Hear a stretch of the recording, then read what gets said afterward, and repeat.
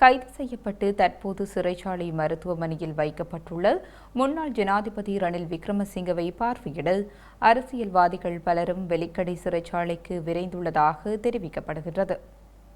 அரச நிதியை முறைகேடாக பயன்படுத்திய குற்றச்சாட்டில் நேற்றைய தினம் கைது செய்யப்பட்ட ரணில் விக்ரமசிங்க வெலிக்கடை சிறைச்சாலையில் தடுத்து வைக்கப்பட்டுள்ளார். அவரது உடல் நலத்தை கருத்தில் கொண்டு ரணில் விக்ரமசிங்க தற்போது சிறைச்சாலை மருத்துவமனையில் அனுமதிக்கப்பட்டுள்ளார். இந்நிலையில் ரணில் விக்ரமசிங்கவை பார்வையிட இன்று காலை முதலே பல்வேறு அரசியல்வாதிகளும் வெலிக்கடை சிறைச்சாலைக்கு சென்றுள்ளனர். இதன்படி சிங்கப்பூரிலிருந்து நேற்றைய தினம் இரவு நாடு திரும்பிய எதிர்க்கட்சித் தலைவர் சஜித் பிரேமதாச சிறைச்சாலை வைத்தியசாலையில் அனுமதிக்கப்பட்டுள்ள முன்னாள் ஜனாதிபதி ரணில் விக்ரமசிங்கவை இன்று சனிக்கிழமை காலை பார்வையிட்டுள்ளார்.